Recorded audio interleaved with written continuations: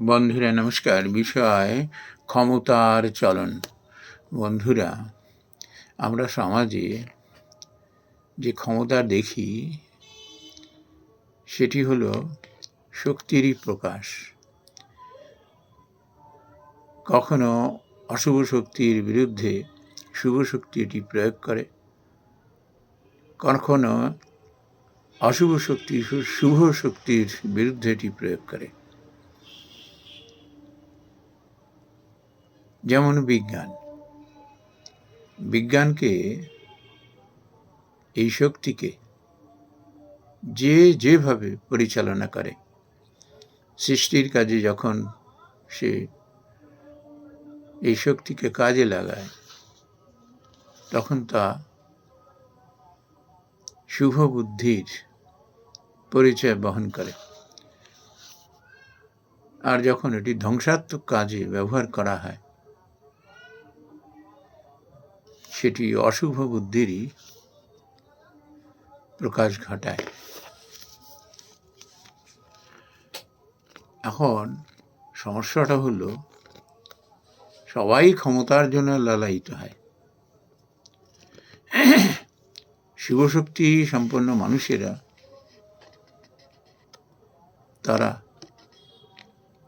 এটির সাধনা করেন অশুভ শক্তি বিনাশের জন্য। তার কারণ হলো অশুভ শক্তি পীড়ন, অত্যাচার, শোষণ, অধর্ম, অন্যায়, অবিচার। শুভশক্তি সম্পন্ন মানুষেরা এটি সহ্য করতে পারেন না। তারা তখন এই শক্তিটি অশুভ শক্তির বিরুদ্ধে কাজে লাগান। আর অশুভ শক্তির মানুষেরা ভোগ বিলাস এটির জন্য, কামিনী কাঞ্চনের জন্য, তখন তারা এটিকে প্রয়োগ করে মানুষকে ভীত সন্ত্রস্ত করে রাখবার জন্য, যাতে তারা এই অশুভ শক্তি সম্পন্ন মানুষের পথের কাঁটা না হয়ে দাঁড়ায়। এদের লক্ষ্যই হলো ভোগ বিলাস। এদের বুদ্ধি বিপরীতগামী। মানুষকে কষ্ট দিয়ে, মুখের গ্রাস কেড়ে নিয়ে ভোগ বিলাস করা, এটাই এদের ধর্ম। এদের না আছে কোনো মানবিকতা, না আছে কোনো ন্যায় নীতি। এই সমাজেই আমরা এই অশুভ শক্তির চারিপাশে তাকালেই দেখতে পারি। এর একটি অত্যন্ত প্রকৃষ্ট প্রমাণ হলো ভারতের স্বাধীনতা সংগ্রাম। ইংরেজরা এইখানে ঔপনিবেশিক একটা সাম্রাজ্য গড়তে চেয়েছিল। তারা ভারতবর্ষের মাটিতে দাঁড়িয়ে ভারতবর্ষের মানুষের উপরে পীড়ন করে, অত্যাচার করে, তাদের মুখের গ্রাস কেড়ে নিয়ে তারা শাসনের নামে শোষণ করতে চেয়েছিল। আর সেই কাজে মদত জুগিয়েছিল ভারতীয় কিছু মানুষ। তারা ইংরেজদের হয়ে স্বদেশী মানুষদের উপরে তারা পীড়ন করেছিল, অত্যাচার করেছিল, বিশ্বাসঘাতকতা করেছিল। এখন এই অশুভ শক্তি একটা সময় পর্যন্ত তারা দুর্নিবার হয়ে ওঠে, নিজেরাই যেন ভগবান হয়ে ওঠে। মানুষের উপরে পীড়ন চালাতে, অত্যাচার করতে তাদের বিন্দুমাত্র বাধে না। তাদের না আছে কোনো ধর্ম, না আছে তাদের কোনো ন্যায় নীতিবোধ, খালি ভোগ বিলাস, এতেই তারা মেতে থাকে। অন্যকে উপদেশ দেবে যে তুমি এটা করো, ওটা করো, এইভাবে সম্পদ বাঁচাও, ওই বাঁচাও, সেই বাঁচাও, আর নিজেরা ভোগ বিলাসের একেবারে চূড়ান্ত হয়ে ওঠে। মানুষ সব বুঝতে পারেন, কিন্তু ওই যে ক্ষমতা অশুভ শক্তির, ওর বিরুদ্ধে ছাপাতে পারেন না। আর এই অশুভ শক্তির মানুষগুলো, এই দুর্বল মেরুদণ্ডের মানুষগুলোকে দেশের মানুষের বিরুদ্ধেই কাজে লাগিয়ে দেয়। Divide and rule. ভারতবর্ষের বুকে এরা 200 বছর কেন, 50 বছর রাজত্ব করতে পারত না, যদি এই ভারতবর্ষের সন্তানীরা তাদের না সঙ্গ দিত। তাদের সঙ্গ দিয়েছে, তাদের অন্যায় কাজে মদত জুগিয়েছে। এই জন্য এত সময় লেগেছিল ভারতবর্ষ স্বাধীন করতে। ভারতবর্ষের মাটি মানুষ বুঝে নিয়েছিল, এই যে এদের উৎখাত করবার জন্য মিলিত হতে হবে, আমাদের সমস্ত শক্তিকে এক করতে হবে। বিপ্লব ছাড়া সম্ভব নয় এটি, কেন এরাই শক্তির অধিকারী। এই অশুভ শক্তির বিরুদ্ধে লড়ার একমাত্র উপায় হল একত্রিত হওয়া। সবাই একত্রিত হয়েছিল, কিন্তু অনেক সময় লেগেছিল। যখন দেখেছে দেওয়ালে পিঠ ঠেকে গেছে, ইংরেজদের স্বরূপটা তারা বুঝে নিয়েছিল, কিন্তু দেরি হয়ে গিয়েছিল। তারপর তারা সকলে একত্রিত হতে বাধ্য হয়েছিল এবং তাদের ভারতবর্ষের মাটি থেকে উৎখাত করা হয়েছিল। এই অশুভ শক্তি এরা ভাবে যে এরাই চিরকাল রাজত্ব করে যাবে, অসহায় মানুষের উপরে এরা অত্যাচার করে যাবে, শোষণ করে যাবে, শাসন করে যাবে। আর কিছু মানুষকে তারা প্রলোভিত করে তাদের ইচ্ছে মতো ধ্বংসের কাজে লাগাবে।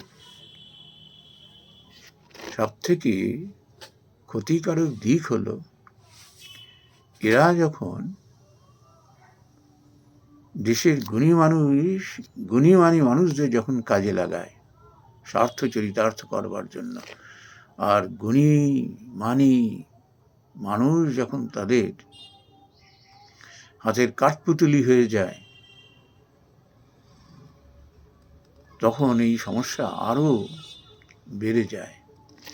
আর এরা বুঝতে পারে না এদের দিয়ে এটি করানো হচ্ছে, সমস্ত পাপের বোঝা বইছে এরা অন্যায় অবিচার করে এদের অঙ্গুলি হেলনে। কিন্তু এরা কিন্তু কখনো এদের স্নেহভাজন হতে পারে না, না পারে যাদের উপর অত্যাচার করেছে তাদের কাছে যেতে, না পারে যারা এই দুষ্ট শক্তির সঙ্গে এক হয়ে এই মানুষগুলোর উপর অত্যাচার করেছে তাদের মন জোগাতে। এদের অবস্থা হয় সঙ্গীন। অথচ এরা যদি এই অন্যায় অবিচারের বিরুদ্ধে মুখ খোলে, একসঙ্গে ঝাঁপিয়ে পড়ে, এদের কিন্তু নাশ করে দিতে বেশি সময় লাগে না। কিন্তু ওই যে মোহগ্রস্ত বিপরীত বুদ্ধি হয়ে যায়, সামান্য লোভ ভোগ বিলাসের জন্য এরা নিজেদের বেচে দেয়। সন্ন্যাস ফেরে কখন? যখন বুঝতে পারে যে স্যান্ডউইচ হয়ে যাচ্ছে সে, না শ্যাম না কুল, কোনো দিকে রক্ষা করতে পারছে না, উল্টে পাপের ভাগিদার হচ্ছে, সংসারেও সে জায়গা পায় না। এই জন্য শক্তির চলন যখনই শুভ বুদ্ধি সম্পন্ন মানুষের হাতে, যোগ্য মানুষের হাতে ক্ষমতা আসে, তখন সেই দেশ জাতি উত্তরোত্তর তাদের শ্রীবৃদ্ধি হয়, উন্নতির শিখরে উঠে যায়। আর ক্ষমতা যদি অযোগ্য অশুভ বুদ্ধি সম্পন্ন মানুষের হাতে পড়ে, সে ধ্বংস ছাড়া কিছু করতে পারে না। ভোগ বিলাসে এমনভাবে মেতে ওঠে, সব কিছু সে নাশ করে দেয়। মানুষের দুর্ভোগের আর তখন শেষ থাকে না। এরকম অবস্থায় মানুষ যত দেরি করে বুঝবে তত তার ক্ষতি হবে। এই জন্য অশুভ শক্তিকে চিনতে হয় সময় মতো। তাদের আচার আচরণকে ইগনোর করতে নেই, বুঝে নিতে হয়, তাদের বাজাতে হয়।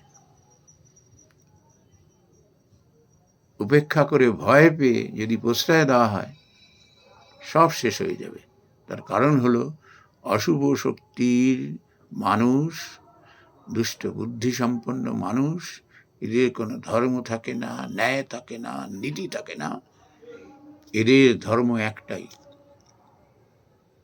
ভোগ বিলাসে মজে থাকো, যে বাধা হয়ে দাঁড়াবে শেষ করে দাও, পথের কাঁটা সরিয়ে দাও। শক্তির চলন, যে এটি সৃষ্টিমূলক কাজে লাগাবে তার জয় জয়কার হবে, আর যে এটি নিজের হীন স্বার্থ চরিতার্থ করবার জন্য এর প্রয়োগ করবে, মানুষের দুর্গতির আর শেষ হবে না। নাশ তো এ হবে, নাশ অনিবার্য, কিন্তু মানুষ যদি এদের চিনতে ভুল করে সমূহ ক্ষতি হয়ে যাবে। নমস্কার বন্ধুরা।